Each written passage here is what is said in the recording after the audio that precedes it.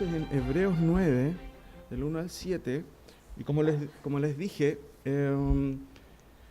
si podemos poner un nombre a este tema, un poco largo, pero la idea está expresada ahí en la diapositiva, la importancia del santuario en la revelación del Antiguo Testamento, a la luz de la epístola a los Hebreos. Y es una especie como de introducción, porque esta mañana quizás no voy a detenerme tanto en el pasaje de Hebreos en sí, para poder sacar ahí, como habitualmente lo hacemos, enseñanzas puntuales o retenernos ahí un poco en el pasaje, porque quiero hacer una especie de introducción para que notemos la importancia de justamente el santuario. Vamos a explicar eso en los versículos 1 al 6, dimos lectura, y yo lo voy a leer de nuevo, 1 al 7, perdón, y posteriormente voy a explicar otras cosas que tienen relación justamente a lo que el autor de Hebreos trata de explicar aquí.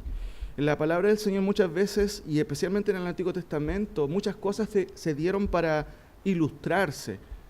Y en esta mañana, gran parte del tema, voy a mostrar muchas ilustraciones para después detenernos en un pasaje puntual del Antiguo Testamento, muy clave. Leo a continuación hasta el 7 para que tengamos esto en la memoria y después sigamos con la exposición. Ahora bien, ¿cierto? Él hace una conclusión, el autor, después de haber hablado del punto principal del capítulo 8, que es que tenemos un sumo sacerdote, ¿cierto? Que es Cristo. Posteriormente va a hablar del pacto, ¿cierto? Que Dios hizo con Israel, ¿cierto? Y en el cual obviamente nosotros como iglesia estamos ahí también incluidos. Pero el 9 especialmente él va a hablar un poco recordando de lo que era el tabernáculo. Dice, ahora bien, aún el primer pacto tenía ordenanzas de culto y un santuario terrenal, porque el tabernáculo estaba dispuesto así. En la primera parte llamaba el lugar santo, estaban el candelabro, la mesa y los panes de la proposición. Tras el segundo velo estaba la parte del tabernáculo llamada el lugar santísimo, el cual tenía un incensario de oro y el arca del pacto cubierta de oro por todas partes, en la que estaba una urna de oro que contenía el maná, la vara de Aarón que reverdeció y las tablas del pacto. Y sobre ella los querubines de gloria que cubrían el propiciatorio, de las cuales cosas no se puede ahora hablar en detalle. Y así, dispuestas estas cosas en la primera parte del tabernáculo, entran los sacerdotes continuamente para cumplir los oficios de culto. Pero en la segunda parte, solo el sumo sacerdote, una vez al año, no sin sangre, la cual ofrece por sí mismo y por los pecados de ignorancia del pueblo. Señor, te damos gracias por tu palabra. En esta hora te ruego que nos ayudes a todos a comprender un poco la importancia, Señor, de que tuvo esto en tu palabra, que tuvo en los tiempos en que tú revelaste a Moisés, Señor, la necesidad de levantar un lugar para que tú habitaras en medio del pueblo. Ayúdanos a entender la relevancia de esto y qué es lo que nos enseña tu palabra al respecto. En nombre de Jesús, amén. La importancia del santuario es la revelación del Antiguo Testamento a la luz de la epístola a los Hebreos. Entonces,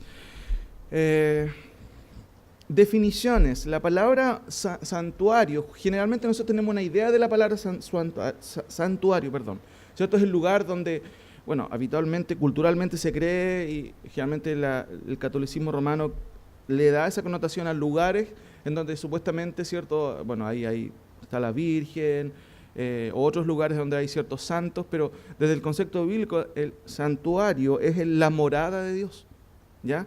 El término Mishkan es el término que se usa en el Antiguo Testamento y se traduce en la Biblia por tabernáculo o templo, el lugar de la presencia de Dios, ¿ya? En donde Dios está habitando, ¿ya? Simplemente como definición general. Por ejemplo, Éxodo 25:9, conforme a todo lo que yo te muestre el diseño del tabernáculo, ahí se usa la palabra Mishkan, ¿cierto? Y el diseño de todos sus utensilios, así lo haréis. Tabernáculo entonces representa el lugar donde Dios iba a estar presente literalmente a través de su presencia. En el Nuevo Testamento se usan dos términos generales, ¿cierto? Que son Heirón y Naos, dos términos para describir el lugar en donde Dios, ¿cierto?, habita o habitó.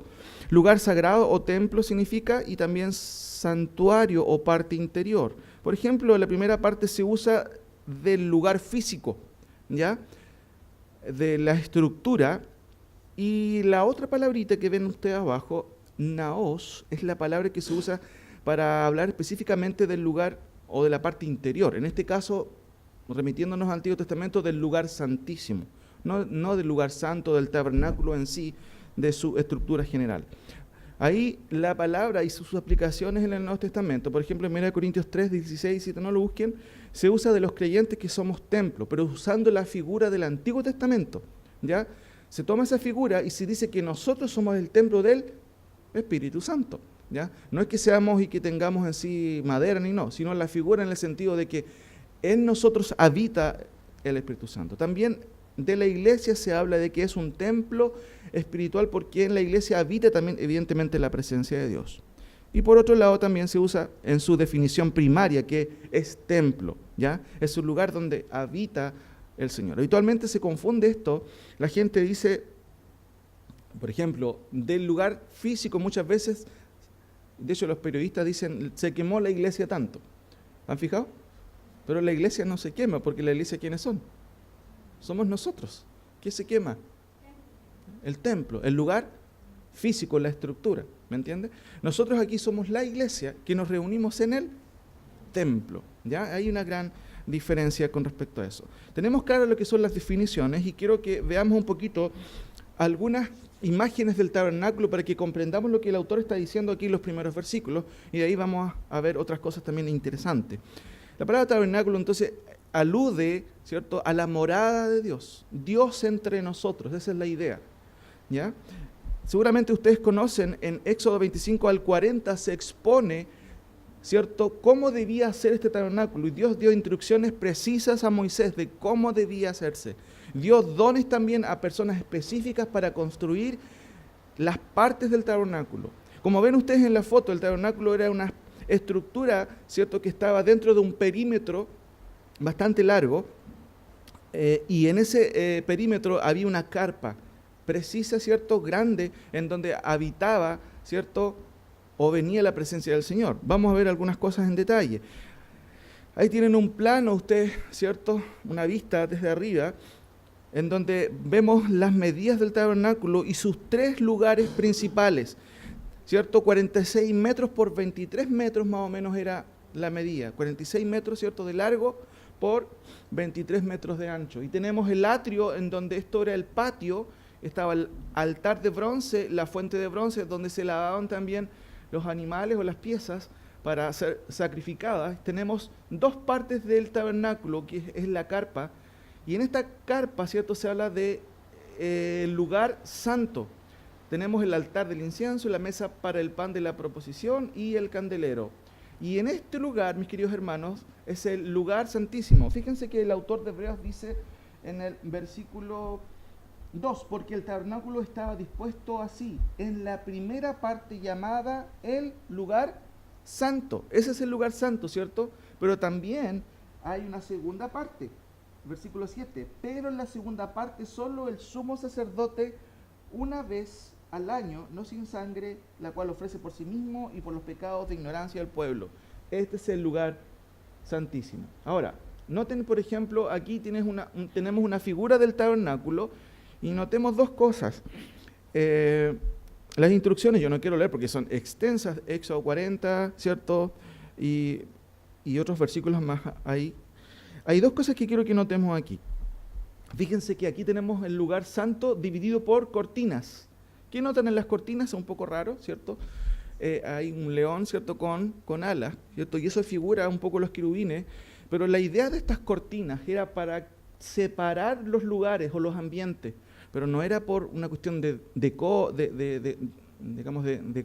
en el sentido de como lo hacemos nosotros, está linda la cortina, no. La idea de las cortinas era separar los lugares para que la presencia de Dios, ¿cierto?, sea de una otra manera resguardada y nadie pudiera pasar de un lugar a otro. Recuerden que en este lugar pasaban los sacerdotes, pero el sumo sacerdote pasaba a este segundo lugar, ¿cuántas veces al año?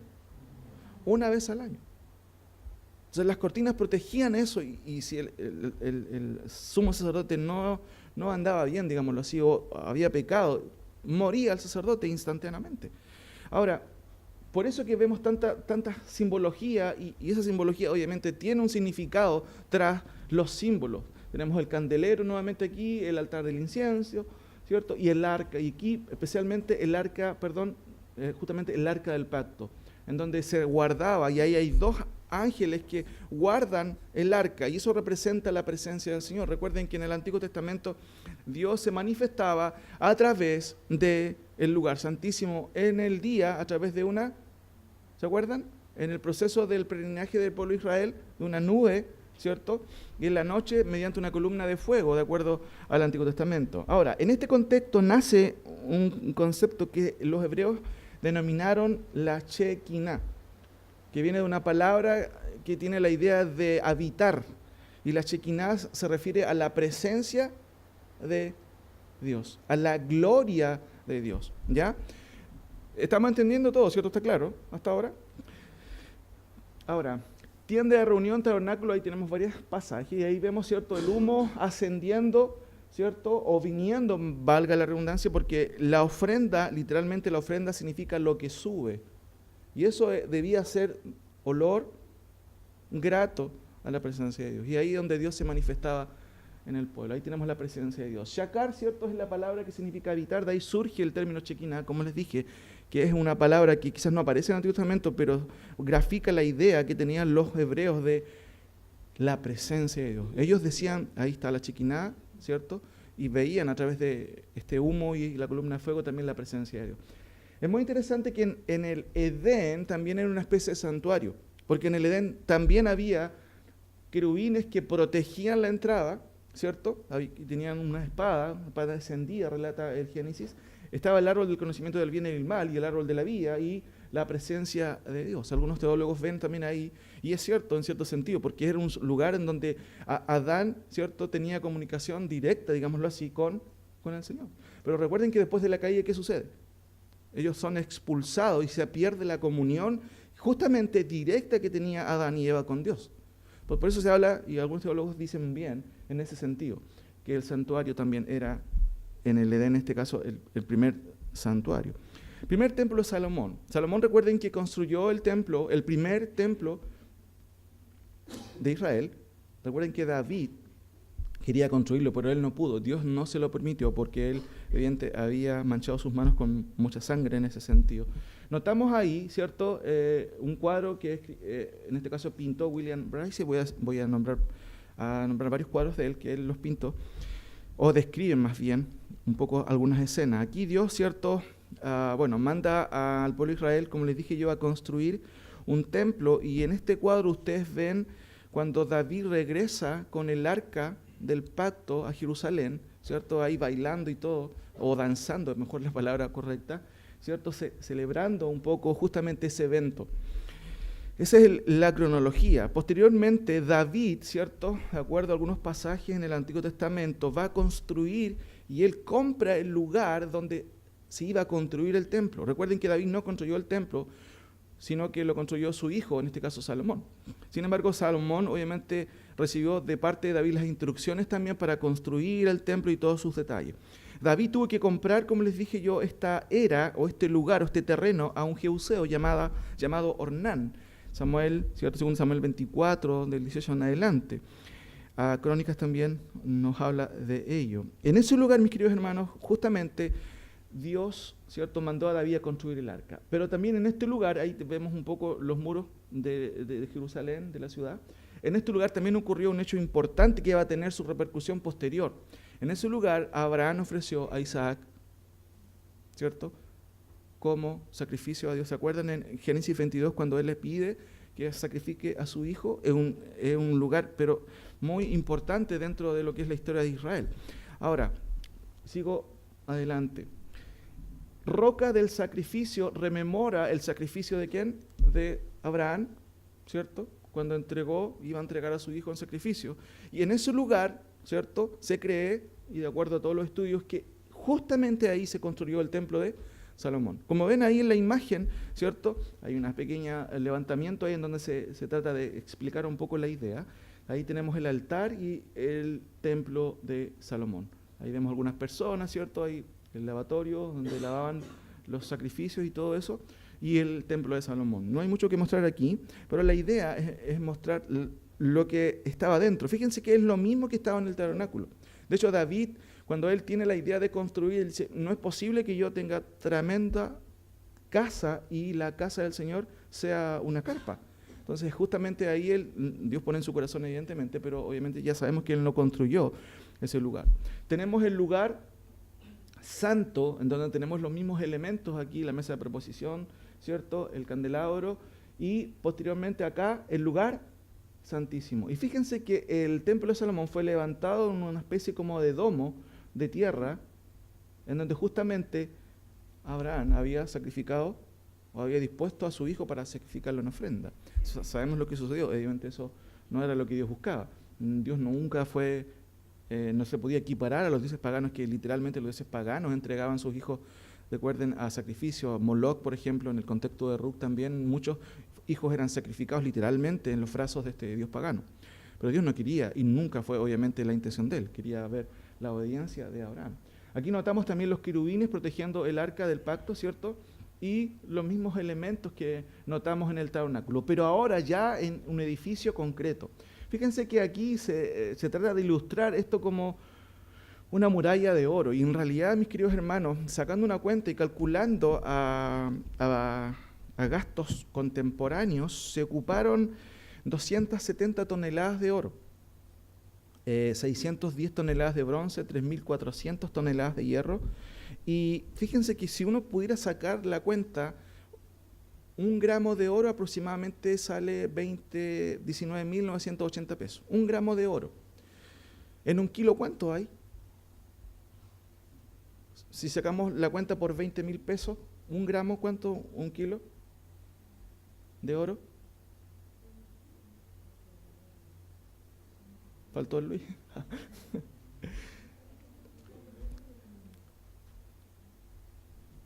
20.000 pesos que lo saquemos, ¿cierto? Un gramo, ¿cuántos gramos trae un kilo? 1.000, ¿cierto? Y 1.000 por 20,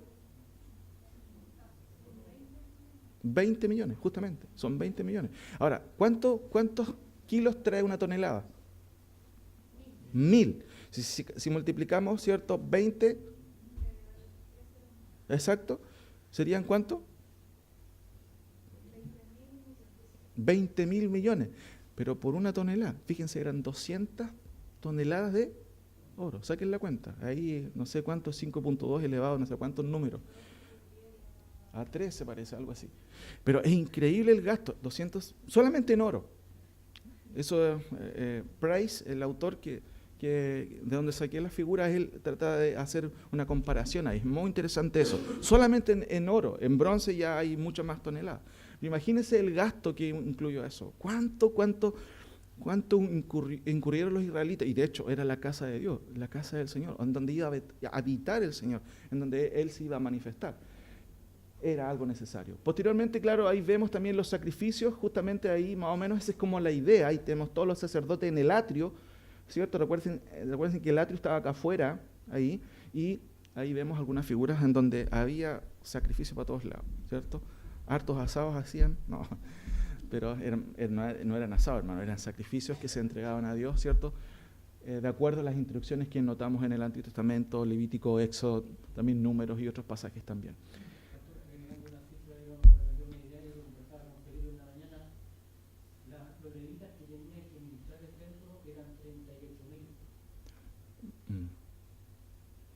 Había un personal, pero numeroso. Eso es muy interesante lo que dice el hermano Hans. Así es. Y de hecho, bueno, tenían turnos también. Todo el año, mis queridos hermanos, tenían turnos y al mismo tiempo también, bueno, recordemos que el sacerdote una vez al año solamente entraba al lugar santísimo. Ahora, hay algo triste obviamente en la historia, seguramente ya vimos en la foto. El primer templo de Salomón fue construido, ¿cierto?, valga la redundancia, por Salomón, pero ese templo fue destruido. Recuerden que en el contexto del Antiguo Testamento, Israel, como nación, estaba dividido en dos grandes grupos, ¿cierto?, las tribus del norte y las tribus del sur. Recuerden que las tribus del norte fueron las primeras que fueron deportadas por el imperio asirio en el 722 aproximadamente, pero posteriormente Babilonia invadió Israel a través de 3 grandes invasiones y el templo que pasó, la ciudad fue totalmente destruida. 586 aproximadamente, ¿cierto? Y se destruyó todo. Se saqueó el templo, ocurrieron muchas cosas ahí tristes, Y el cautiverio duró, de acuerdo a Jeremías 25, 10 y 12, Daniel también, 70 años. 70 años de cautiverio, tal cual Dios había prometido y había enjuiciado a la nación, obviamente por un montón de pecados que habían cometido.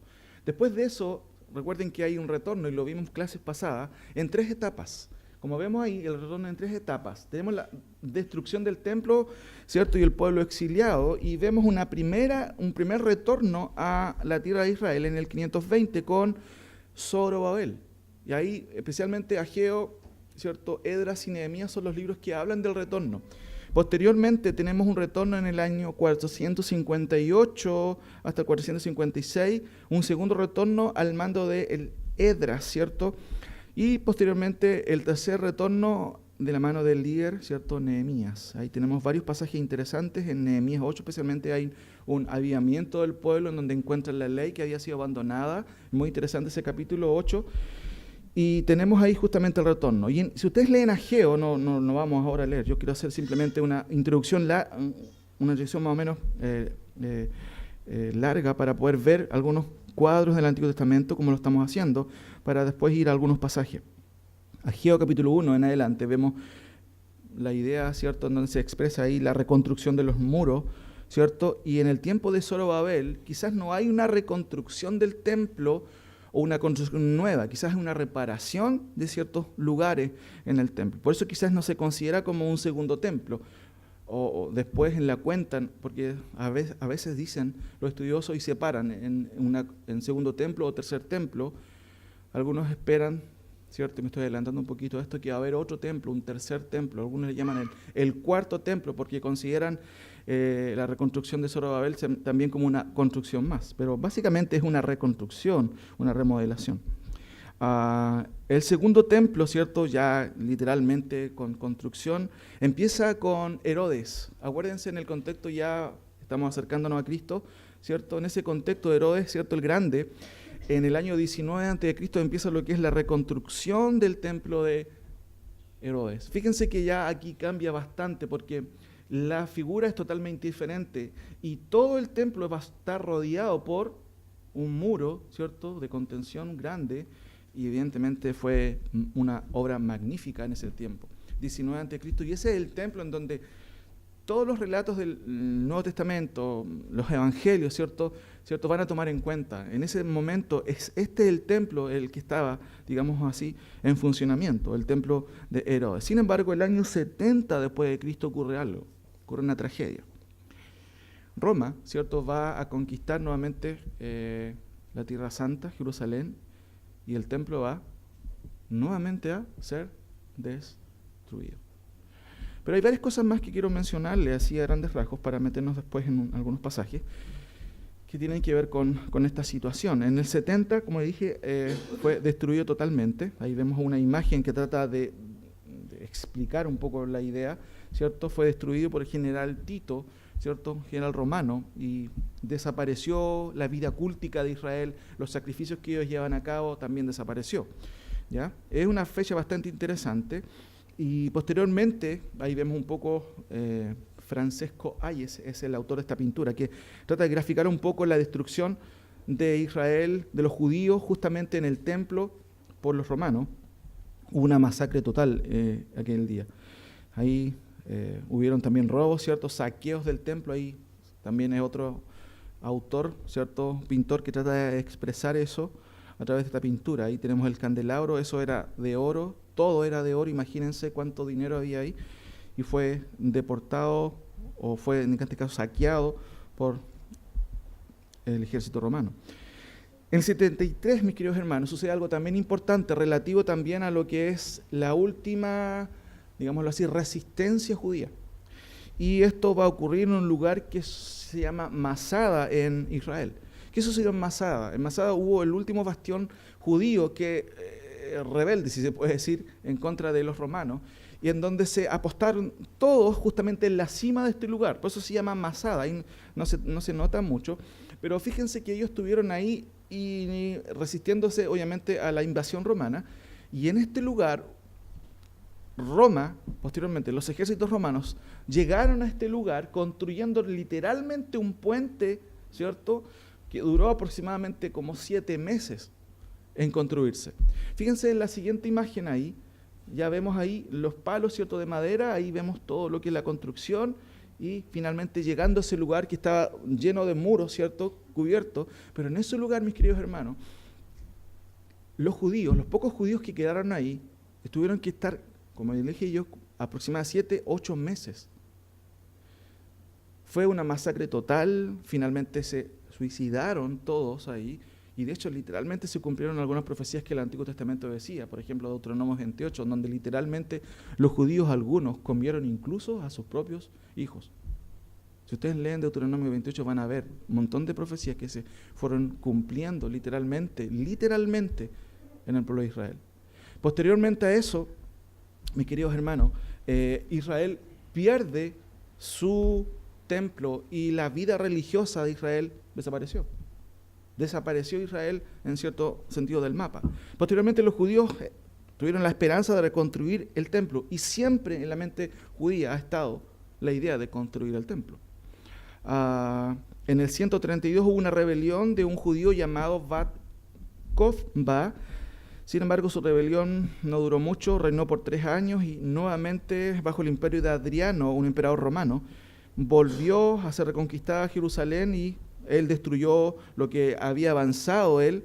En realidad no pudo construir un templo y este emperador Adriano instaló ahí en Jerusalén un templo en donde se adoró a la tribu, en este caso a la Trinidad pagana romana, Júpiter, Minerva y Jano. En el 313, históricamente Constantino, ¿cierto?, asume el poder del Imperio Romano y Constantino se cree que era cristiano. En realidad hay duda en cuanto a eso, pero el punto es que es muy interesante porque el cristianismo descansó de las persecuciones de los primeros 3 siglos, los primeros últimos 2 siglos al comienzo, segundo siglo, tercer siglo. Recuerden que los cristianos, ¿cierto?, fueron perseguidos, obviamente instigados también por los judíos. Ahora, en el 614 surge una figura, ¿cierto?, que tiene que ver con los árabes. Ustedes han escuchado el nombre de Mahoma, ¿sí? Bueno, Mahoma es un líder, ¿cierto?, el líder principal de la religión islámica. Y Mahoma fue un hombre, no fue un dios imaginario, fue un hombre literalmente que congregó a todos los árabes, los organizó a tal punto que ellos llegaron a tener tal poder y conquistaron justamente Jerusalén y se adueñaron en su momento, y aproximadamente en el 700 después de Cristo ellos construyeron lo que en el día de hoy aún está en Israel, en el lugar donde estaba el templo. ¿Alguien sabe qué es lo que es?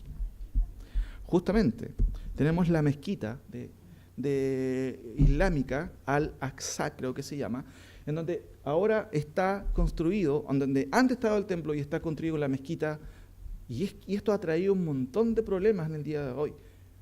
No en el día de hoy, sino hace muchos años ha arrastrado problemas. Fíjense que aquí tenemos el domo en donde estaba construido anteriormente el templo de Salomón y en donde se cree que Abraham sacrificó a sus hijos.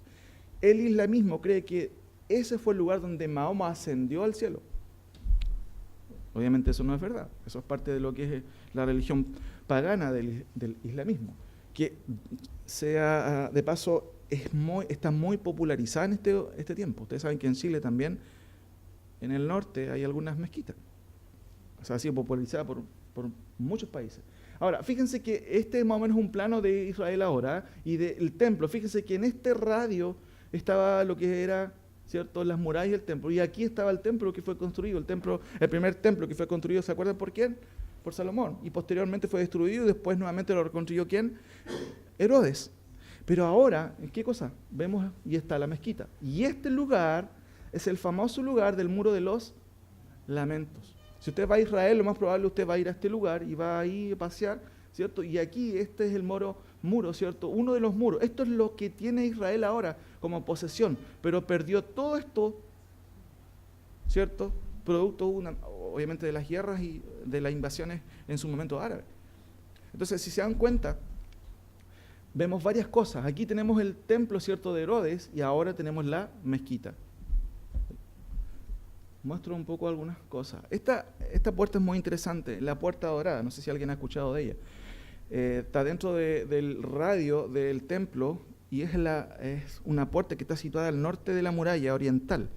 En el 810 fue cerrada por primera vez por los musulmanes. En el año 1000 aproximadamente se reabrieron nuevamente sus puertas por los cruzados. Los cruzados eran los cristianos, entre comillas, cristianos, mandados por el Papa para recuperar la Tierra Santa. Hubo un momento en la historia en donde ese lugar, mis queridos hermanos, fue causa de muchas contiendas. Posteriormente, en el año 1187, fue otra vez cerrada por los árabes o por los sarracenos, que es un nombre que se le daba a los musulmanes en la era medieval, por los árabes. Y posteriormente, en el 1541, se arregló, pero al mismo tiempo se cerró nuevamente y quedó así. Pongan atención en esto porque vamos a verlo en el relato del Antiguo Testamento. Es algo muy interesante. ¿Ya? Aquí tenemos la puerta dorada, ¿cierto? Ahí. ¿Lo notan, cierto? ¿Sí? ¿Se nota? Ahí está en círculo. En este lugar, mis queridos hermanos, está lleno de tumbas. Lleno de tumbas. Lleno de tumbas. Es como un cementerio. Y hay una razón para ello. Vamos a verlo después. Ahora, entre los años 1933 y 1945 también ocurren algunas cosas tristes para el pueblo de Israel. ¿Se acuerdan de esta entrada? ¿Han visto esta entrada alguna vez en reportajes o en documentales? ¿Ah?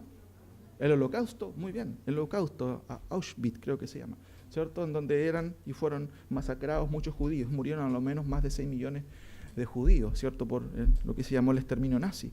Ahí vemos algunas fotos, ustedes quizás lo recuerdan, pero hay otro evento importante en la historia de Israel y creo que de aquí en adelante va a cambiar un poco la historia para Israel. El año 1967 ocurrió algo que se conoció como la Guerra de los 6 días. ¿Alguien escuchó de eso? Eso es historia, ¿cierto? No quiero hablar mucho de eso, pero Israel, ahí como ven en la imagen, fue amenazado y de hecho entró en guerra literalmente con sus países vecinos. La historia revela, mis queridos hermanos, que esto fue un milagro porque Israel venció a los 4 países que estaban en pugna con ellos. No hay forma de entender esta situación a menos que haya sido un milagro. De hecho, hay mucha historia de soldados, incluso de enemigos, que cuentan de que cuando ellos iban a luchar con Israel, ellos no podían disparar porque veían casi una legión. Hay muchos testimonios, pero increíbles, en donde evidentemente la mano de Dios estuvo detrás. Hay libros que se han escrito de eso, no quiero quedarme en ello. Hay algunas fotos, ¿cierto?, de la guerra de los 6 días. Hay algunos aviones. Ese es un famoso capitán de ejército de Israel. Ahí las mujeres también, fíjense, listas para la guerra. Mujeres, y de hecho siempre ha sido así. Si ustedes van a Israel ahora, van a encontrar a adolescentes, mujeres, en el servicio del ejército de Israel. ¿Ya? Ahí vemos algunas fotos. El diario, ¿cierto?, republicano de Estados Unidos, total victoria para Israel. Total victoria. ¿Quiénes fueron los países en controversia? Aquí vemos, ¿cierto?, Israel solo, los árabes, Siria, Jordania, Irak. Los 4 fueron destruidos por Israel. Imagínense, eso era algo imposible. Algunos datos de la guerra. De parte de Israel, ¿cierto?, soldados 50.000 en contra de 240.000 soldados de Siria, Jordania y el Líbano. ¿Ya? Fíjense aquí, bajas. En Israel murieron 777 muertos, de acuerdo a los datos. ¿Cuántos murieron en esta coalición? 23.000 muertos. Algo bastante paradójico, ¿cierto? Vemos también aquí 2.563 heridos. ¿Cuántos heridos en esta coalición? 45.000. Hermanos, no había por dónde Israel ganara. ¿Pero qué sucedió? Israel venció increíblemente, entre comillas, increíblemente, porque de una u otra manera vemos la mano de Dios ahí. Y de hecho hay muchos personeros militares, históricos, que literalmente ellos dicen y escriben en sus, digámoslo así, biografías, que ellos no entendieron cómo eso pudo haber sucedido, solamente la mano de Dios. Insisto, hay libros escritos de eso y sería bueno que ustedes lo leyeran, solamente con conocimiento general de historia, que tiene que ver con el pueblo de Israel. 1948, finalmente, producto también de esta guerra, hay algo positivo para Israel. Israel es reconocido como nación ante la ONU y desde ese año en adelante Israel empieza a descansar, entre comillas, porque empieza a volver a su tierra. Hay muchas fotos en cuanto a aspectos geográficos porque no quiero quedarme en ello. Si ustedes ven ahora lo que sucede en Israel. Esto es lo que van a ver. Aquí muchos turistas, ¿cierto? Y ahí tenemos el Muro de los Lamentos y aquí es, ¿cierto?, la gran mezquita. Esta cúpula es, sabían, de oro también, cubierta, tiene 3 capas. Y una situación que ha traído conflictos constantes. Y ahí tenemos, ¿cierto?, el Muro de los Elementos aquí. La puerta dorada se encuentra aquí, aproximadamente, en este lugar. Ahora, ¿ustedes han visto las noticias de lo que está sucediendo en el día de hoy con Israel? Ustedes no ven tele, ¿no? Están orando esa hora, ¿cierto? Sí, lo más probable. Bueno, algunos misiles, ¿cierto?, de Siria que fueron hace 2 semanas enviados para Israel, bueno, todos desviados también por la inteligencia, obviamente, de Jerusalén, de los israelitas. Pero en el día de hoy Israel está en conflicto. ¿Saben con qué? ¿Con quiénes? Nuevamente con sus mismos enemigos históricos. Eso es lo que sucede a rangos generales. Y esto es un poco la introducción que quiero hacerles a ustedes ver. Mi pregunta para ustedes es, ¿habrá un tercer templo o cuarto templo? ¿Qué creen ustedes? ¡Chachán! Siempre ha habido esta, digámoslo así, intención de parte del pueblo de Israel. ¿Habrá un templo? ¿Cuál es el problema ahora? Que en ese lugar hay una mezquita. Es imposible, pero eso siempre ha sido pugna entre los árabes y entre los judíos. ¿Qué va a suceder? Notemos algunas cosas. ¿Habrá un cuarto templo? Si hay un cuarto templo o un tercer templo, ¿y por qué le digo cuarto templo? Porque de acuerdo a Mateo 24, Daniel 9, 27 en adelante, hay un tiempo, de acuerdo a Jeremías 30 también, que se llama el tiempo de angustia para Jacob, que de acuerdo al Nuevo Testamento es el tiempo de la gran tribulación, y en ese tiempo va a haber un templo que va a ser profanado. Por eso hablamos de un tercer templo y posteriormente de un cuarto templo. Entonces, por eso mi pregunta es, tomando en cuenta esos datos, de acuerdo a Mateo 24, ¿cierto?, y a los otros pasajes que mencioné, lo más probable a lo mejor puede haber un cuarto templo, porque en el momento, en el tiempo de la tribulación va a haber otro templo, pero va a ser profanado y quizás destruido. El punto es, si hay otro templo, tienen que haber ciertas implicancias. Y aquí yo creo que vayamos a algunos pasajes, pero primero quiero comentarles de las implicancias para que ponderemos esto. ¿Es factible que haya otro templo? Sí o no. Y quiero llevarle a pensar en estas cosas. Si hay o si va a haber otro templo, entonces debiera haber sido profetizado. ¿Se habla de ello en el Antiguo Testamento? ¿Vemos en los pasajes del Antiguo Testamento que va a haber un templo? Vamos a ver. Debiera describirse claramente la necesidad de que Dios va a estar ahí. ¿Y saben por qué les pregunto esto? Porque estamos estudiando ¿qué epístola? Hebreos, y vamos a volver después a eso. Y vamos a ver, y de hecho estamos viendo una introducción nomás, que Cristo ha cambiado radicalmente las cosas, ¿sí o no? Entonces, ¿cómo entendemos esto? Seguramente usted está pensando, pero ¿habrá no? Y quiero hacerles pensar en esto. 3, si hay un templo descrito, debiera explicarse, ¿cierto?, explícitamente que habrá un templo. La Biblia debe describir, va a haber un templo. No sé si lo dice o lo dirá, habrá un cuarto templo, lo dirá, vamos a ver, ¿cierto? 4, si va a haber un templo, debiera haber estipulaciones para sacrificios y holocaustos. ¿Es posible? ¿De acuerdo a lo que hemos visto? Parece que no. ¿Cómo eso? ¿Cómo pueden haber sacrificios todavía? Si Cristo fue quien terminó con los sacrificios. 5, debiera haber estipulaciones para un sacerdocio. ¿Es posible? Porque si hay sacrificios tiene que haber un sacerdocio. 6, debiera o se requeriría un templo en Israel. O sea, ¿dónde? En la tierra. ¿Será posible eso? ¿Qué piensan ustedes antes de que saquen sus piedras? Notemos algunas cosas, mis queridos hermanos, y les quiero llevar a pensar un poquito en algunas cosas. Por favor, abran su Biblia en Ezequiel 40. Vamos a ver algunas cosas ahí.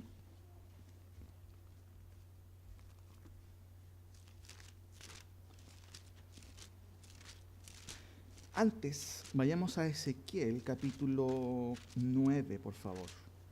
8. Ezequiel capítulo 8. Tengan pendiente, por favor, estas cosas y vayamos describiéndolas o vayamos cotejando si realmente esto es así o no. ¿Cierto? Habrá un cuarto templo. Israel, siempre la esperanza de Israel ha sido construir otra vez el templo. Al parecer, mis queridos hermanos, eso va a ser así, de acuerdo a la profecía de Mateo 24 y Daniel 9. Porque va a tener que haber otra vez un sacrificio en el templo. Dice Daniel, de hecho Jesús lo cita, de que va a ser profanado ese templo. Algunos creen que eso ocurrió, ¿cuándo? En 70, cuando Tito, el general romano, destruyó, ¿cierto?, el templo, profanó el templo, y algunos creen que todos esos cumplimientos fueron en el 70. ¿Será así? ¿O espera otro cumplimiento con el anticristo? Recuerden que incluso Pablo en 2 Tesalonicenses habla de alguien que va a venir, y eso referente a alguien que se opone a Dios, que es el anticristo. Notemos un poquito algunas cosas. En el contexto de Ezequiel, él está escribiendo, ¿cierto?, a los judíos que ya están exiliados, ¿cierto? Y Jeremías, recuerde que también es contemporáneo con Ezequiel, ¿ya? Y específicamente en el capítulo 8 vemos algunas profecías tocantes a una visión que recibe Ezequiel de un templo. Pero esta visión es del templo, ¿cierto?, que en esos momentos estaba en pie. ¿Se acuerdan cuál templo era? El templo de Salomón, ¿ya? Y va a ver él, yo no voy a leer todos los versículos, pero él literalmente va a decir algo con respecto a esta situación. Ezequiel está hablando, recuerden, a Israel, un pueblo que es pagano, un pueblo que ha abandonado a Dios, un pueblo que ha dejado la ley de Dios. 8:16, fíjense, y me llevó al atrio de adentro de la casa de Jehová, y aquí, junto a la entrada del templo de Jehová, entre las entradas y el altar, como 25 varones, sus espaldas vueltas al templo de Jehová, y sus rostros hacia el oriente, y adoraban, ¿a quién? Al sol, ¿ya? Postrándose hacia el oriente, y me dijo, ¿no has visto, hijo de hombre? ¿Es cosa liviana para la casa de Judá hacer las abominaciones que hacen aquí? Después me han llenado de maldad a la tierra, se volvieron a mí para irritarme. He aquí que aplican el ramo a sus narices. Pues también yo procederé con furor, no perdonará mi ojo ni tendré misericordia, y gritarán a mis oídos con gran voz y no los oiré. Yo voy a hacer un resumen acá, no voy a leer todo, pero la idea de este relato aquí es que Dios está mandando una profecía aclarando a los israelitas lo que va a suceder, para que él comente a los contemporáneos de Ezequiel lo que iba a suceder. ¿Qué? La inminente destrucción del pueblo y la deportación y la destrucción del templo. Pero sucede algo interesante, versículo 3 del versículo 9. No solamente Israel va a ser destruido, va a ocurrir algo aquí. No se nota quizás mucho en la lectura, de acuerdo a esta traducción. Dice, y la gloria del Dios de Israel, es lo que ve también Ezequiel, se elevó de encima del querubín sobre el cual había estado al umbral de la casa. ¿Qué es lo que está diciendo el autor? Que la gloria de Dios se retiró del templo. Sáltense por favor a capítulo 10, versículo 18. La gloria de Dios, mis queridos hermanos, se va a retirar en 3 fases. Sale de, ¿cierto?, lo que es el lugar santísimo, y el 18 va a decir, entonces la gloria de Jehová se elevó de encima del umbral de la casa y se puso sobre los querubines. Ya sale posteriormente del templo, y vemos ahí en el versículo 23 del capítulo 11 que la gloria de Dios se eleva por encima del monte. Y la gloria de Jehová se elevó de en medio de la ciudad y se puso sobre el monte que está al oriente de la ciudad. ¿Qué es lo que quiere decir el autor, cierto, con esto? Es que no solamente el templo iba a ser destruido, sino que la presencia de Dios los iba a abandonar. En 3 fases, si se dieron cuenta. Hermanos, esto ocurre literalmente en la destrucción justamente del templo de Herodes con la invasión babilónica. Recuerden que Judá es la única que estaba quedando con 2 tribus y fueron totalmente exterminadas. Desapareció Israel. La gloria de Dios desapareció del templo. Pero saltémonos por favor, y esto Ezequiel lo describe literalmente. Está describiendo un templo. Yo resumí algunas, obviamente, las lecturas, si no estaríamos aquí un par de horas. Pero notemos lo que dice en el capítulo 40. Y aquí, hermanos, hay algo muy interesante.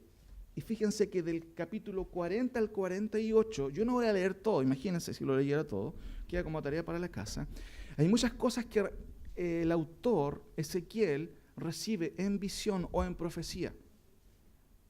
Pero este relato o este pasaje, gran pasaje, imagínense, son 8 capítulos en donde él observa justamente instrucciones para la construcción de un templo. Notemos algunas cosas que vemos aquí en la pizarra si están ahí o no. Por ejemplo, si hay un templo, debe construirse un templo, tiene que estar expresamente descrito aquí. Y ustedes seguramente vamos a confundirnos, ¿será el templo que construyó Herodes o se refiere a otro templo?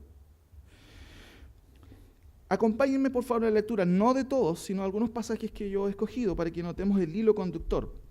En el año 25 de nuestro cautiverio, al principio del año, a los 10 días del mes, a los 14 años después que la ciudad fue conquistada, en aquel mismo día vino sobre mí la mano, ¿de quién? Esta frase es una frase muy particular en el Antiguo Testamento. Vino la mano de Jehová, se refiere a que Dios, ¿cierto?, puso su mano sobre el profeta y el profeta empezó a ver visiones. Ahora, notemos lo que dice. Vino la mano de Jehová y me llevó allá. ¿A dónde lo llevó? En visión. Notemos el 2. En visiones de Dios me llevó ¿a dónde?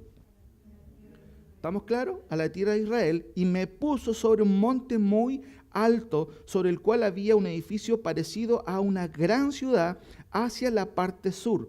3. Me llevó, otra vez, esa frase es totalmente, ¿cierto? Describe, ¿cierto?, la posesión, ¿cierto?, en este caso, de Dios sobre el profeta para que él vea en visión lo que él le va a mostrar.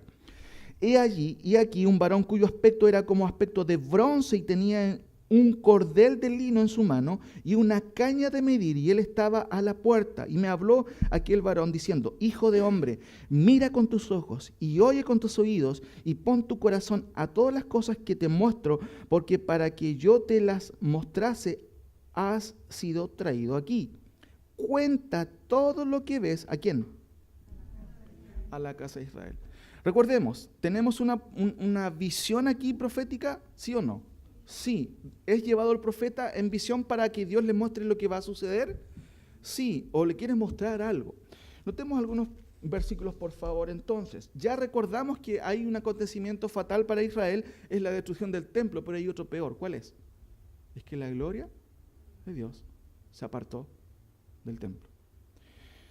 Notemos, por favor, saltémonos aquí, no voy a leer todos los versículos. Versículo 24, capítulo 40.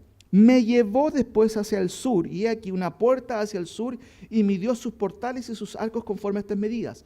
Cuando dice y me llevó, es que él está describiendo en visión lo que está haciendo este varón. Hermanos, ¿qué está haciendo este varón? Está midiendo y dándole las medidas para un templo. Ustedes después lo pueden corroborar en casa. Versículo 28. Me llevó después en el atrio de adentro, atrio significa patio, de la puerta del sur, y midió la puerta del sur conforme a estas medidas. Versículo 35, otra vez, me llevó luego a la puerta del norte y midió conforme a estas medidas. Hermanos, hay más de 318 medidas exactas en cuanto a un templo. Si hacemos un resumen de estos 8 capítulos. Pero aquí vienen algunos problemillas para nosotros. Fíjense, no sé si para nosotros, pero es muy interesante leerlo. Versículo 38. Recuerde, él está en una visión y Dios está mostrando la construcción ¿de qué? De un templo. Le está dando todas las medidas. Versículo 38. Y había allí una cámara y su puerta con postes de portales. Allí lavarán, ¿qué dice ahí?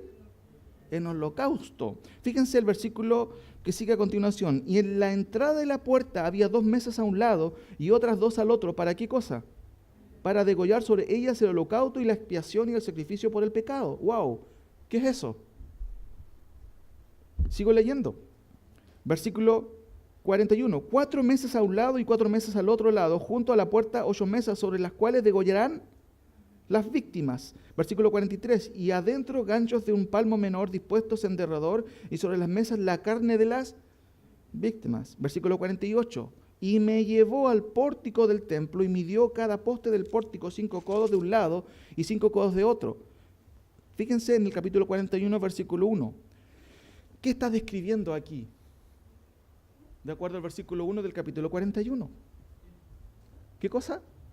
Un templo. ¿Qué templo será? Es claro que dice templo en su Biblia, ¿no? Me introdujo luego en el templo. ¿Ya?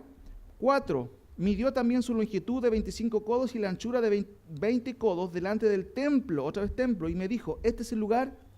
Wow, parece que va a haber un lugar.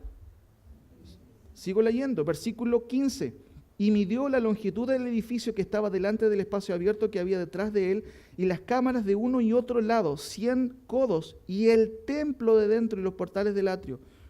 Versículo 20 del capítulo 21, perdón. Cada poste, ¿de qué cosa?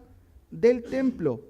Versículo 23 del capítulo 41, el templo. 25, en las puertas del templo había labrados de querubines y palmeras. Versículo 8 del capítulo 42, porque la longitud de las cámaras del atrio de afuera era 50 codos y delante de la fachada, ¿de qué cosa?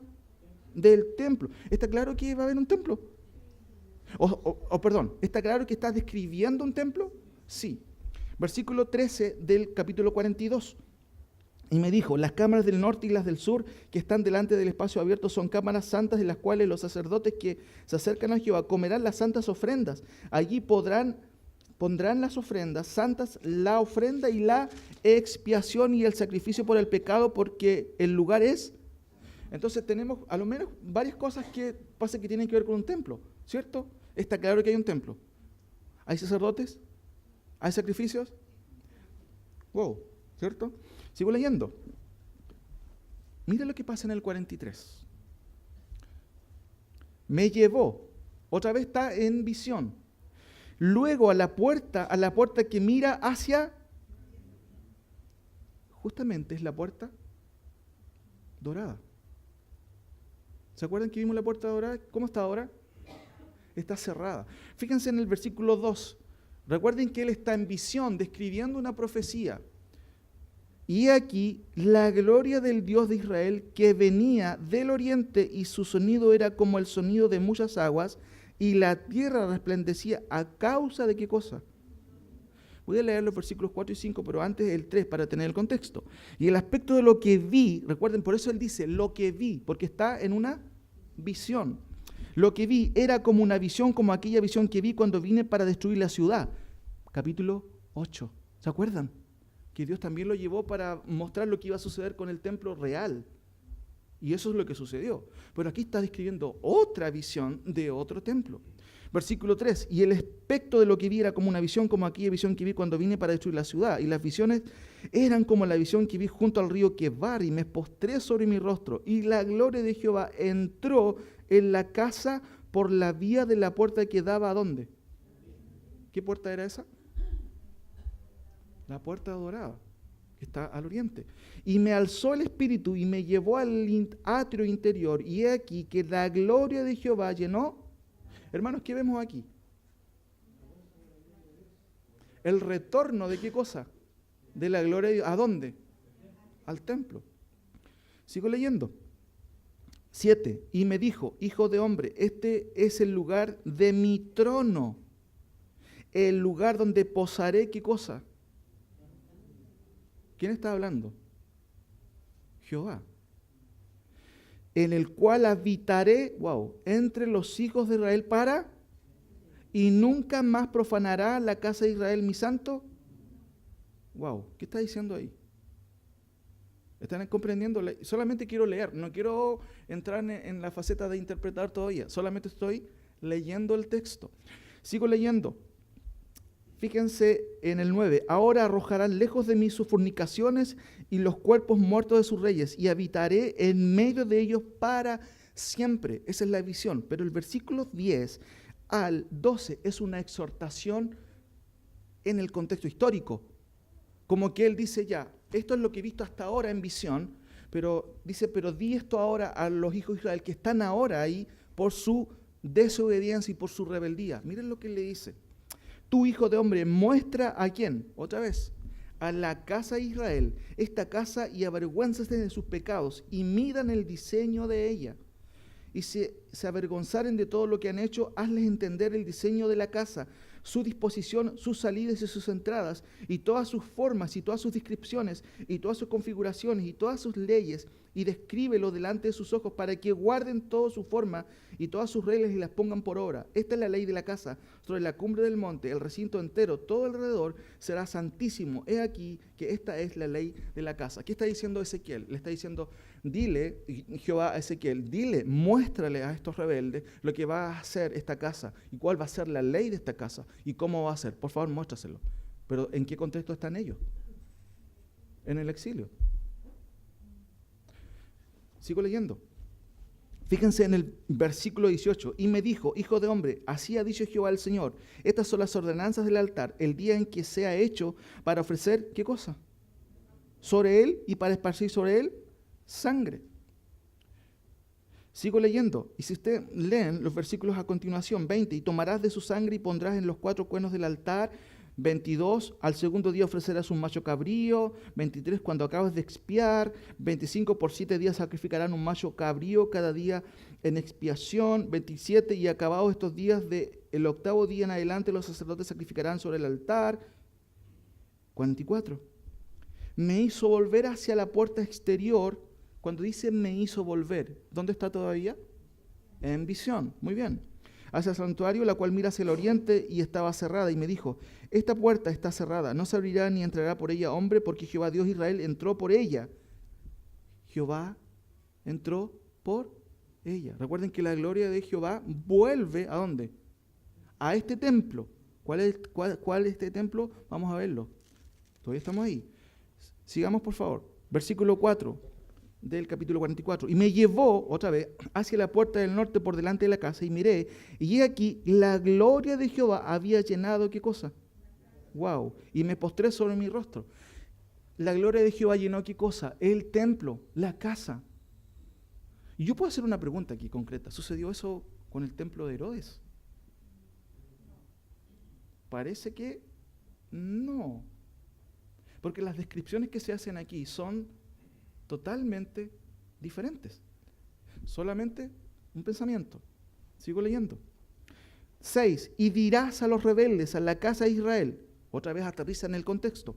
Así ha dicho Jehová el Señor, basta ya de todas vuestras abominaciones, oh casa de Israel. Y sigue las exhortaciones en el versículo 7 y 8, ¿cierto? Pero después sigue él hablando de la visión, versículo 15. Y aquí hay algo interesante. Mas los sacerdotes levitas, ¿cierto? Hijos de Sadoc, que guardaron el ordenamiento del santuario cuando los hijos de Israel se apartaron de mí, ellos se acercarán para ministrar ante mí, y delante de mí estarán para ofrecerme la grosura y la sangre, dice Jehová el Señor. Hermanos, los hijos de Sadoc fueron los únicos fieles en el ministerio sacerdotal. A diferencia de los hijos de Elí, que se apartaron, obviamente, de los mandamientos del Señor. Pero aquí se habla de un cierto grupo de sacerdotes, los sadoquitas, ¿cierto? Se les menciona también, que serían supuestamente los que llevarían a cabo los sacrificios que claramente estamos viendo.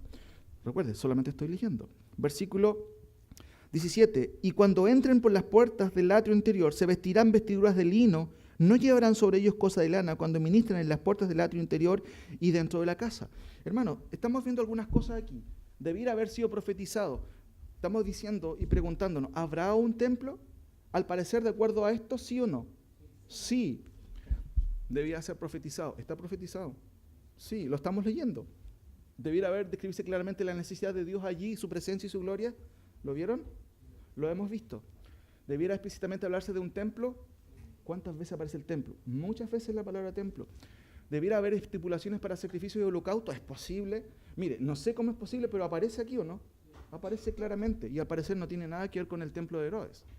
Sigo leyendo. ¿Debiera haber estipulaciones para sacerdocio? Sí lo hay, lo acabamos de ver. Sacerdocio tiene que ver con Sadoc, los sadoquitas. Pero miren, sigamos leyendo. Versículo 20. Y no se raparán su cabeza ni dejarán crecer su cabello, sino que lo recortarán solamente. Hablando del sacerdocio de Sadoc. Ninguno de los sacerdotes beberá vino cuando haya de entrar en el atrio interior. Ni viuda ni repudiada tomará por mujer, sino que tomará virgen del linaje de la casa de Israel. Al parecer, hasta ese entonces, en esta visión, los sacerdotes tienen que casarse ¿con quiénes? Solo con vírgenes de la casa de Israel. ¿Cierto? Y enseñarán a mi pueblo, 23, a hacer diferencia entre lo malo y lo profano, y les enseñarán a discernir entre lo limpio y lo no limpio. Y siguen las instrucciones en cuanto a lo que tienen que hacer los sacerdotes. Pero miren lo que pasa en el 45. Se habla del sostén de esta tribu de sacerdotes, o de este grupo de sacerdotes. Lo consagrado, 45:4, Lo consagrado de esta tierra será para los sacerdotes ministros del santuario que se acercan para ministrar a Jehová y servirán de lugar para sus casas y como recinto sagrado para el santuario. 6. Para propiedad de la ciudad señalaréis 5.000 de anchura y 25.000 de longitud delante de lo que se apartó para el santuario. Será para toda la casa de Israel. Sigo con algunos versículos, ¿cierto? Ya vamos a llegar al final, ¿cierto? Versículo 8. Y miren, aquí menciona otra característica que yo no he mencionado aquí. Y de hecho sí creo que lo mencioné al final, perdón. Esta tierra tendrá por posesión en Israel y nunca más mis príncipes oprimirán a mi pueblo y darán la tierra a la casa de Israel conforme a qué? A sus tribus. ¿De qué está hablando? ¿De una posesión en el cielo o en la tierra? Parece que lo vemos en la tierra, como dice el texto, ¿cierto? Así ha dicho Jehová el Señor: basta ya, oh príncipes de Israel, dejad la violencia y la rapiña, haced juicio y justicia, quitad vuestras imposiciones de sobre mi pueblo, dice Jehová el Señor. Después sigue él hablando, ¿cierto?, en cuanto a las ofrendas, en cuanto a los sábados, capítulo 46. Esto como muy raro, ¿cierto?, al parecer a nuestros oídos. 46:1. Así ha dicho Jehová el Señor: la puerta del atrio interior que mira al oriente estará cerrada los 6 días de trabajo y el día de reposo se abrirá. Día de reposo. Sigo leyendo. 9. Mas cuando el pueblo de la tierra entrare delante de Jehová en las fiestas, el que entrare por la puerta del norte saldrá por la puerta del sur, y el que entrare por la puerta del sur saldrá por la puerta del norte. No volverá por la puerta por donde entró, sino que saldrá por la de enfrente de ella. Al parecer, claramente hay un funcionamiento constante del uso del templo terrenal. Sigo leyendo. 47.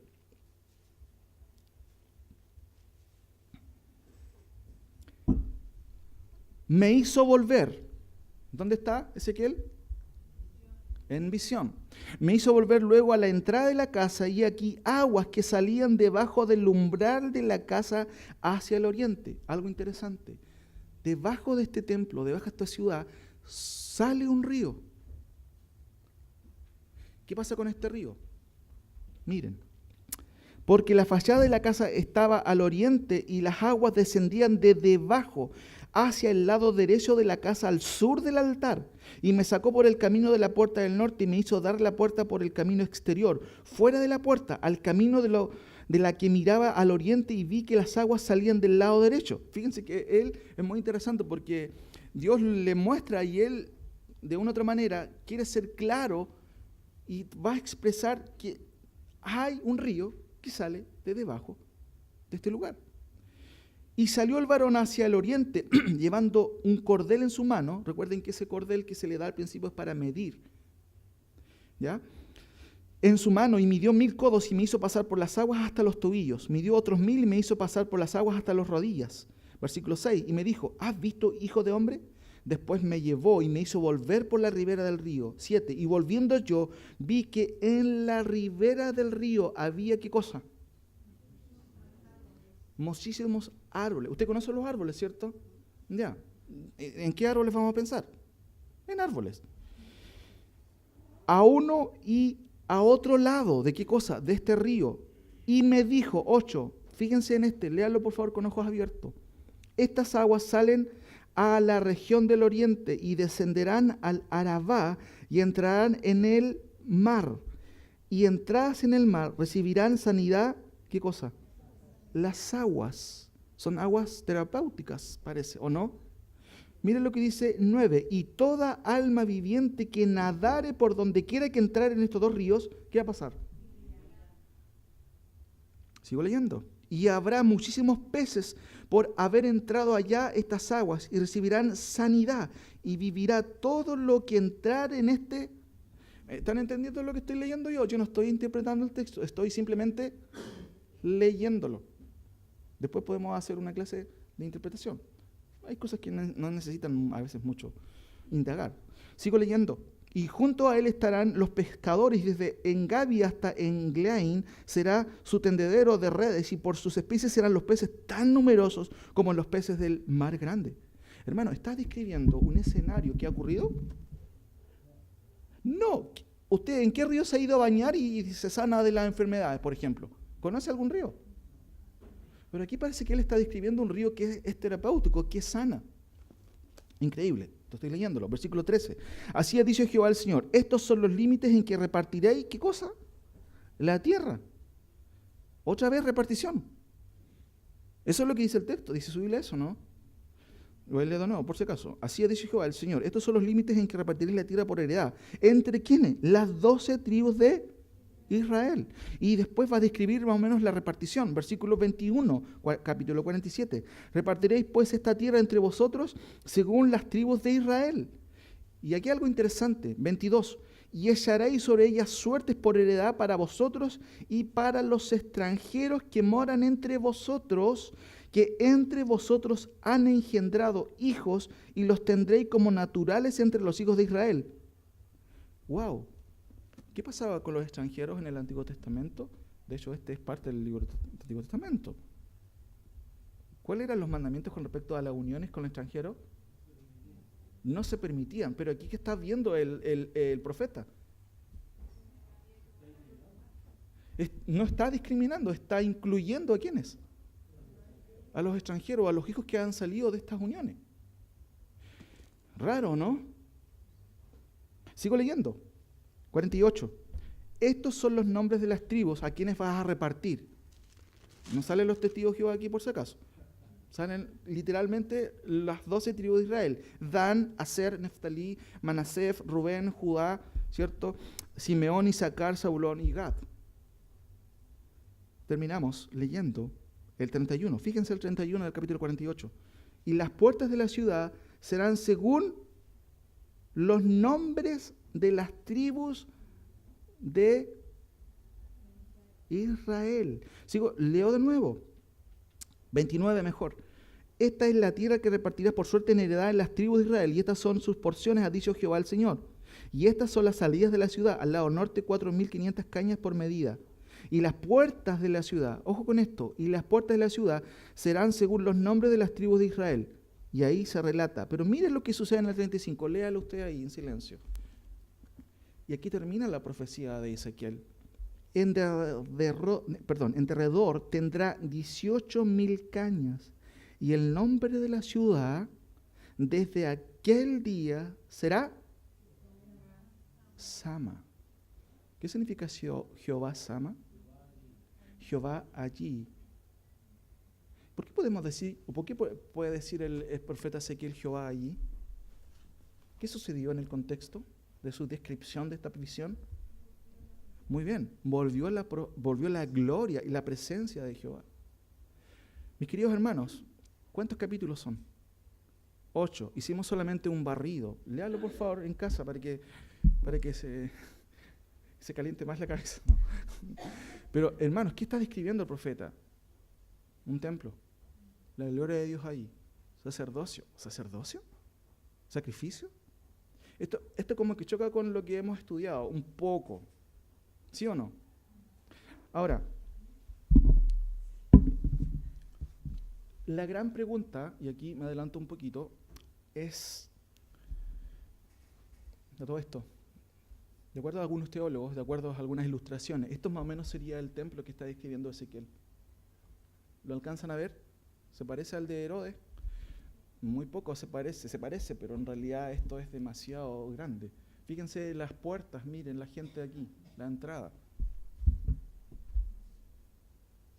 ¿Cómo lo podríamos describir?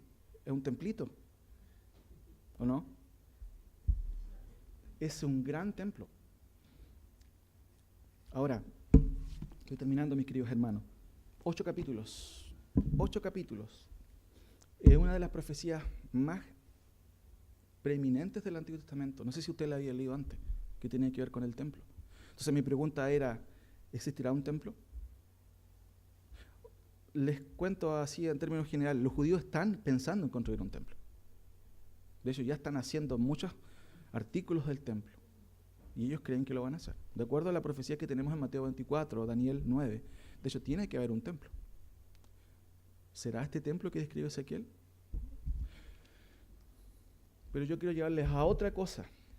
Dejen eso stand-by por un momento, ¿ya? Yo sé que hay muchas dudas y muchas inquietudes, pero hay otra cosa que sucedió más relevante entre el segundo templo y el templo de Herodes, que es mucho más trascendental para nosotros hoy. Por favor, vayan a la siguiente cita. Mateo 27, 45 y 53. Si yo les puedo hacer la pregunta, ¿es importante el templo para los israelitas? Es importantísimo. ¿A quién está escribiendo el autor de Hebreos? A judíos cristianos, israelitas, que estaban dudando de la suficiencia de Cristo y querían volver al judaísmo, ¿cierto? Y claramente vemos varias cosas en lo que hemos estudiado, y es como que un poco, como que no se ajusta a lo que hemos estudiado, lo que acabamos de leer. Pero mis queridos hermanos, el énfasis del autor de Hebreos es el presente del pueblo de Israel, es el presente de nosotros como cristianos. Y hay algo que va a cambiar la situación en el templo y lo que sucedía en el templo, claramente. Y eso lo hace una persona, que es Cristo. Del versículo 45 lo leo, ustedes me siguen. Y desde la hora sexta hubo tinieblas sobre la tierra hasta la hora novena, que está relatando Mateo, la crucifixión de Cristo. Cerca de la hora novena Jesús clamó a gran voz diciendo, Elí, Elí, lama sabactani. Esto es, Dios mío, ¿por qué me has desamparado? Algunos de los que estaban allí decían, al oírlo, a Elías llama a este. Y al instante, corriendo uno de ellos, tomó una esponja y la empapó de vinagre y poniéndola en una caña, se la dio a beber. Pero los otros decían, deja, veamos si viene Elías a librarle. Mas Jesús, habiendo otra vez clamado a gran voz, entregó el Espíritu, y he aquí sucedió algo en el templo. ¿Qué sucedió? Se rasgó el velo en dos, de arriba a abajo, y la tierra tembló, y las rocas se partieron, y se abrieron los sepulcros, y muchos cuerpos de santos que habían dormido, ¿qué pasó? Resucitaron. Y saliendo de los sepulcros después de la resurrección de él, vinieron a la santa ciudad, y se aparecieron a muchos, y el centurión y los que estaban con él guardando a Jesús, visto el terremoto y las cosas que habían sido hechas, temieron en gran manera, y dijeron, verdaderamente este será el Hijo de Dios.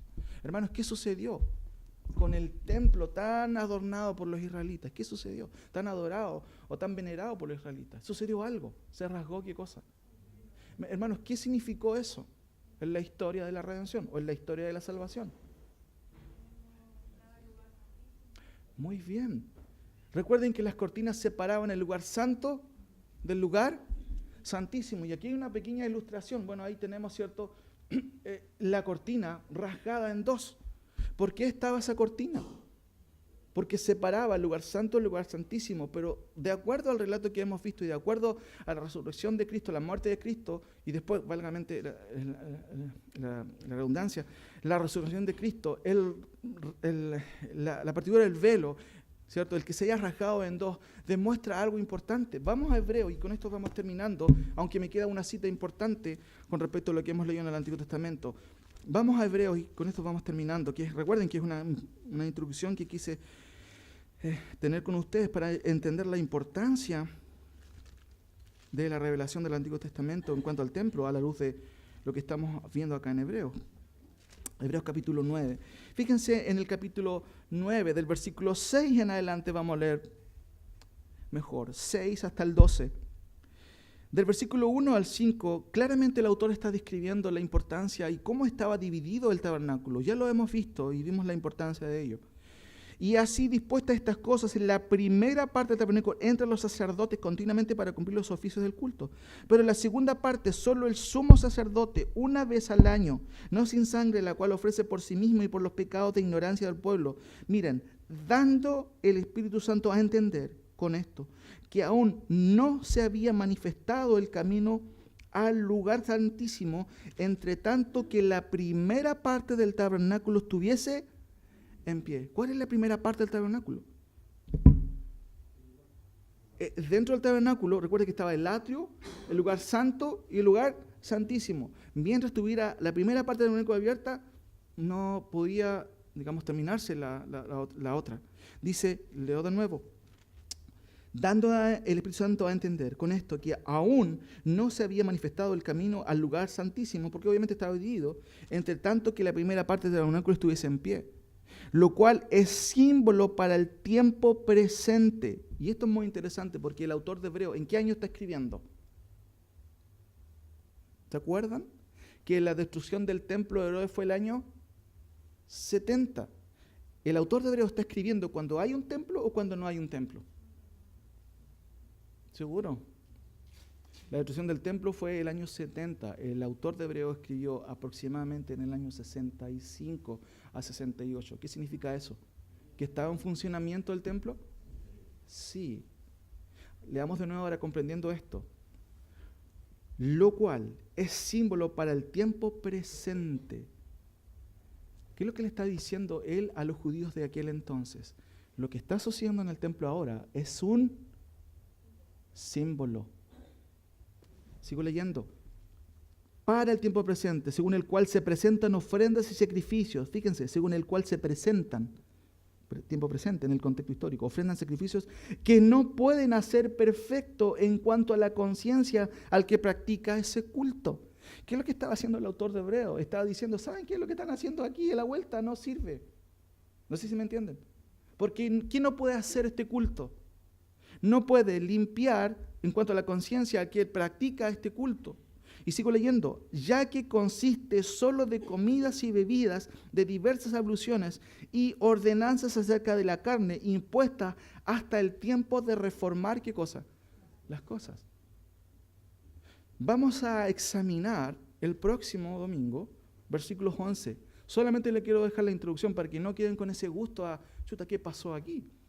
Pero estando ya presente Cristo, sumo sacerdote, el autor está diciendo, judíos queridos hermanos, ya Cristo está presente, ya rasgó el velo. ¿Qué muestra eso? ¿Quién mostró Dios con eso? Que ahora podemos entrar al lugar santísimo a través de ¿quién? De Cristo. No necesitamos intermediarios. Y dice el texto, estando presente ya Cristo, sumo sacerdote de los bienes venideros. ¿Qué significa venideros? De los que tienen que venir, ¿cierto? Por el más amplio y más perfecto tabernáculo, no hecho de mano, es decir, no de esta creación, y no por sangre de machos cabríos ni de becerros, sino por su propia sangre, entró una vez y para siempre, habiendo obtenido, ¿qué tipo de redención? Eterna. ¿Qué es lo que necesitan los judíos en el contexto del autor de Hebreos? ¿Ir al templo o ir a Cristo? ¿Qué necesitamos nosotros? Ir a Cristo, porque Él obtuvo eterna redención, los pecados, la expiación, Él logró una expiación perfecta. Pero sé que están dudando, porque ¿por qué Ezequiel menciona un templo? ¿Por qué menciona sacrificios? Y aquí hay una pugna teológica, y tengo que mencionarla porque es parte del debate. Muchos teólogos consideran que los capítulos, ¿cuántos capítulos eran de Ezequiel? 8 capítulos. Creen que es una descripción simbólica de esta era de la relación de Dios con su iglesia. ¿Qué les parece? ¿Se habla de la iglesia en Ezequiel? Parece que no. Ahora, recuerden que yo estoy simplemente... Leímos la profecía, no tratamos de estudiarla y en su momento algún día la vamos a quizás estudiar, quizás en el curso de formación. Pero hay un pasaje muy interesante que está en el Nuevo Testamento que nos da una clarificación pero concreta o exacta de lo que acabamos de leer en el Antiguo Testamento. ¿Alguien sabe cuál es? Miren, acompáñenme y con esto vamos a concluir. Recuerden, lo que estamos viendo es una introducción a la luz de la carta de los Hebreos. Hay alguien en el Nuevo Testamento que también recibió una visión muy parecida a Ezequiel, que fue llevado por Dios para que viera lo que iba a suceder al final de los días. ¿Se acuerdan quién es? Muy bien, Juan, Apocalipsis. Miren, vamos a Apocalipsis capítulo 1, otro libro también que está en debate por la interpretación de este libro. ¿Qué es este libro? ¿Es un libro preterista? ¿Es un libro futurista? Nosotros creemos que es un libro futurista. Claramente, de acuerdo a lo que leemos en los primeros capítulos. Notemos, por favor, capítulo 1, versículo 9, antes de leer lo que él va a decir al final de su profecía. Yo, Juan, vuestro hermano y copartícipe y vuestro en la tribulación. Él no dice, yo soy superapóstol. ¿Se dan cuenta, no? Copartícipe con ustedes. Y fíjense, me salté un poco, el versículo 3 que dice, es complicado este libro, ¿no? Dice, bienaventurado el que lee y el que oye las palabras de esta profecía y guardan las cosas en ellas escritas, porque el tiempo está cerca. Es complicado, no hay que leer este libro. Antes era prohibido, ¿sabían ustedes? No hay que leerlo. De que tiene símbolos, tiene un montón de símbolos. Pero ¿quién es el que lee? ¿Qué es el que lee este libro? Bienaventurado. ¿Lo va a leer esta semana ya? No. Pero miren lo que dice el versículo 9. Yo, Juan, vuestro hermano y coparticipo vuestro en la tribulación, en el reino y en la paciencia de Jesucristo. Estaba en la isla llamada Pasmos por causa de la palabra de Dios, exiliado en Pasmos. Eso estaba. No estaba vacacionando ni estaba atirado en la playa. No. Y por causa de la palabra de Dios y el testimonio de Jesucristo. Yo estaba en el Espíritu en el día del Señor y oí detrás de mí una gran voz como de trompeta que decía: yo soy el alfa y la omega, el primero y el último. Escribe en un libro lo que ves y no se lo comentes a nadie. ¿Dice eso, no? ¿Qué dice? Y envíalo a Lautaro, Éfeso, ¿sí o no? Dice eso. Debemos leer este libro, ¿no? Por supuesto. Y envíalo a las 7 iglesias y va a relatar lo que él vio. Y me volví para ver la voz que hablaba conmigo y vuelto vi 7 candeleros de oro. Y en medio de los 7 candeleros a uno semejante al Hijo del Hombre, vestido de una ropa que llegaba hasta los pies y ceñido por el pecho con un cinto de oro. Su cabeza y sus cabellos eran blancos como blanca lana, como nieve. Sus ojos como llama de fuego y sus pies semejantes al bronce bruñido, refulgente como en un horno. Y su voz como estruendo de muchas aguas. Tenía en su diestra 7 estrellas, de su boca salía una espada aguda de 2 filos, y en su rostro era como el sol cuando resplandece en su fuerza. Cuando le vi, empecé a cantar: quiero ser lleno de tu presencia. ¿Eso cantó, no? No, caí como muerto a sus pies, y él puso su diestra sobre mí diciéndome: no temas, yo soy el primero y el último. Pregunta, ¿quién es el primero y el último? ¿Seguro? ¿Están seguros? Vamos a ver. 18. Y el que vivo y el que estuve, hoy estuve muerto, sin duda Cristo. Mas he aquí que vivo por los siglos de los siglos, amén, y tengo las llaves de la muerte y del Hades. Escribe las cosas que has visto, y este es el bosquejo, claramente de Apocalipsis. Escribe las cosas que has visto, y las que son, y las que han de ser después de estas. El misterio de las 7 estrellas que has visto en mi diestra y de los 7 candeleros de oro. Las 7 estrellas son, ¿qué cosa? Los ángeles de las 7 iglesias. Y los 7 candeleros que has visto son las 7 iglesias. No hay que cabecearse mucho para interpretar, porque el propio Juan me está diciendo quiénes son los candeleros y quiénes son, en este caso, los ángeles. Ahora, del versículo 2 se relatan las cosas que son, capítulo 2, perdón, las cosas que son el mensaje a las 7 iglesias. Del capítulo 4 en adelante son las cosas que han de ser después de estas, las cosas que vio Juan a las 7 iglesias. ¿Cuáles son las cosas que han de ser después de estas? Bueno, todo lo que va a acontecer en la era posterior, futura. Pero saltémonos por favor al capítulo 21. Dentro de esta profecía y visión, muy parecido a lo que recibe Ezequiel, Juan va a describir al final lo que va a suceder. Miren lo que sucede y algo interesante, y acuérdense lo que hemos leído en Ezequiel. Vi un cielo nuevo y una tierra nueva, porque el primer cielo y la primera tierra pasaron y el mar ya no existía más. Y yo, Juan, vi la santa ciudad, la nueva Jerusalén, descender ¿de dónde? ¿Qué significa descender a todo esto?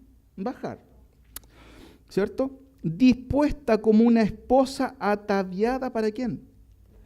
Si se dieron cuenta, seguramente echaron de menos en el Antiguo Testamento algo. La iglesia. Porque se habla constantemente ¿de quién? Israel, Israel, la casa de Israel, la casa de Israel, Israel, Israel. ¿Qué pasa con la iglesia? Algunos dicen que Ezequiel está hablando de la iglesia, pero eso no tiene ningún asidero, porque en ningún momento se habla de la iglesia, a menos que manipulemos el texto y pongamos la iglesia ahí. Pero miren lo que dice aquí, se va a mencionar claramente y de a poco la iglesia. Miren, y yo, Juan, vi la santa ciudad, la nueva Jerusalén, descender del cielo de Dios, dispuesta como una esposa ataviada para su marido. Y oí una gran voz del cielo que decía: he aquí el tabernáculo de Dios. ¿Con quién? ¿Qué era el tabernáculo? el lugar donde habita Dios. Pero aquí se está describiendo que este lugar está bajando. ¿Para qué? Para habitar entre ¿quiénes?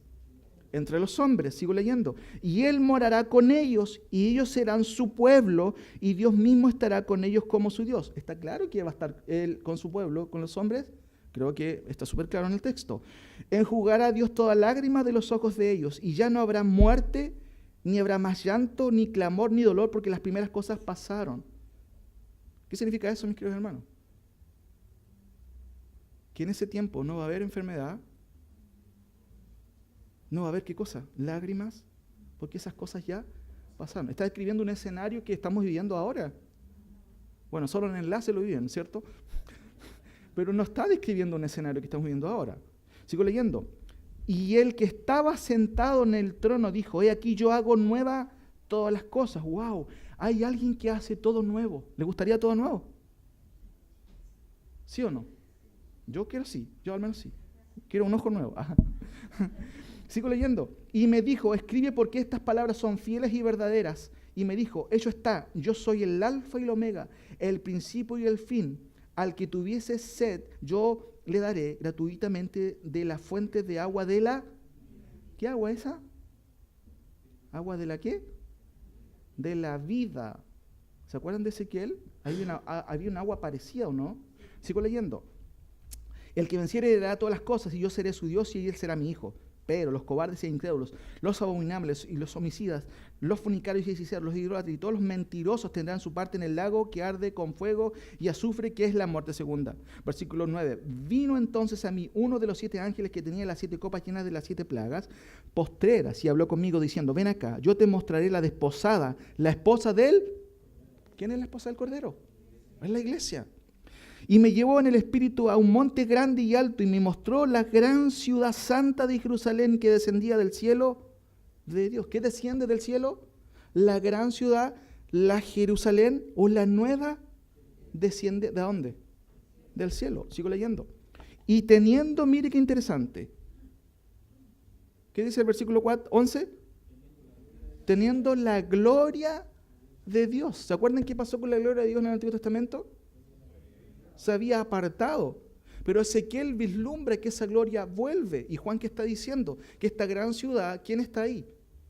La gloria de Dios. Sigo leyendo, solamente lectura. Teniendo la gloria de Dios, y su fulgor era semejante al de una piedra preciosísima, como piedra de jaspe, diáfana como el cristal. Tenía un muro grande y alto, con 12 puertas, y en las puertas 12 ángeles, y los nombres inscritos, que son los hijos de las... ¡Wow! ¡Wow! Las 12 tribus de los hijos de Israel. Pero además de eso, al oriente 3 puertas, al norte 3 puertas, al sur 3 puertas, al occidente 3 puertas. Y el muro de la ciudad tenía 12 cimientos, y sobre ellos los 12 nombres de ¿quién? Y los demás apóstoles que andan en el enlace no aparecen ahí. Qué extraño, ¿eh? 15. El que hablaba conmigo tenía una caña de medir. ¡Wow! ¿Quién tenía una caña de medir en el contexto de Ezequiel? Un varón. ¿Para qué era esa caña? Para medir.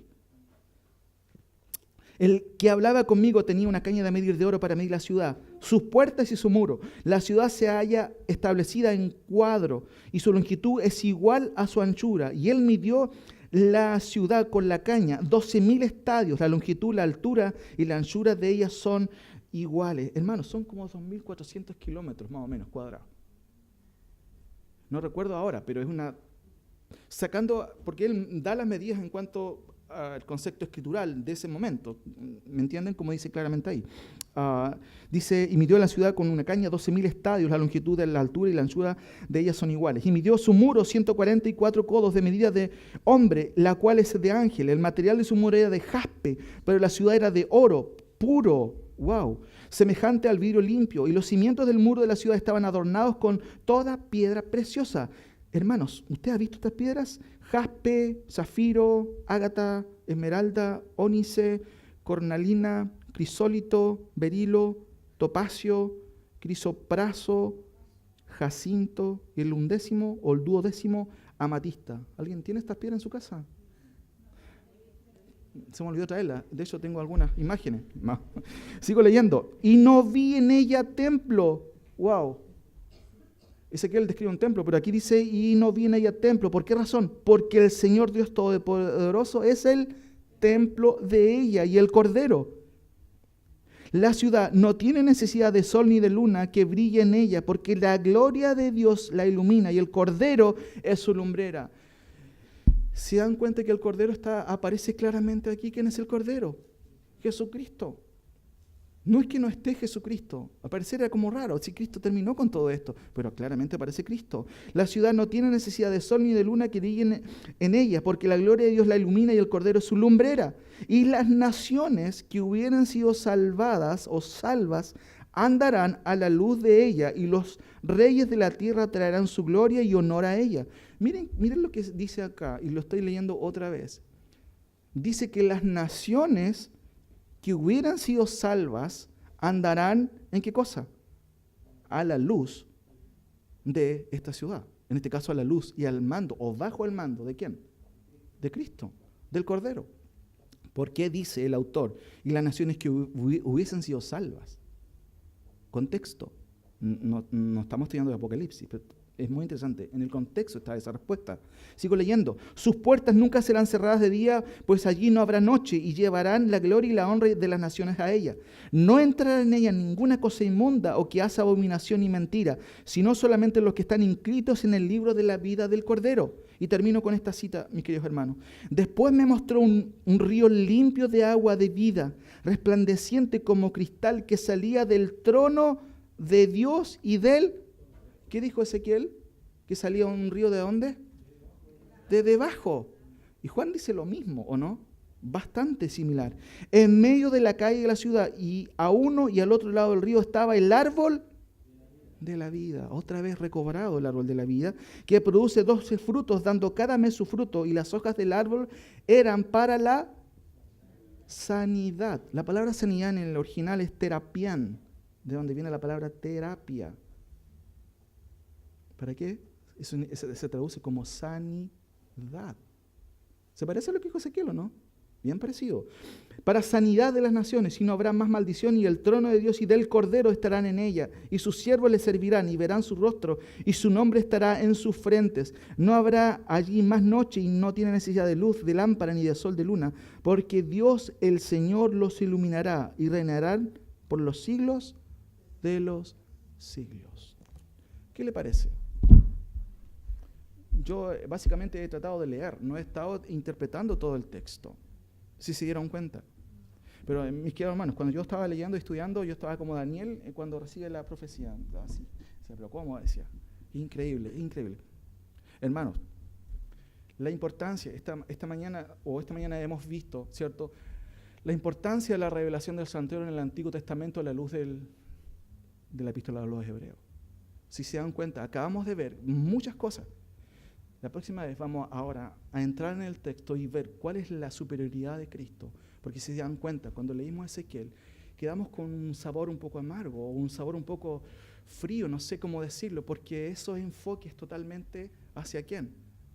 Hacia Israel. Pero Juan complementa la profecía de Ezequiel y describe claramente a la iglesia y el Cordero, a Cristo. Sé que hay muchas cosas que están pensando, síganlas pensando. Si quieren leer, por favor, Ezequiel, léalo con calma, porque nosotros leímos solamente pasajes y pasajes. Pero claramente, mis queridos hermanos, claramente, Cristo va a seguir siendo el centro de la adoración en ese lugar. ¿Habrá un templo? ¿Qué creen ustedes? Oremos al Señor.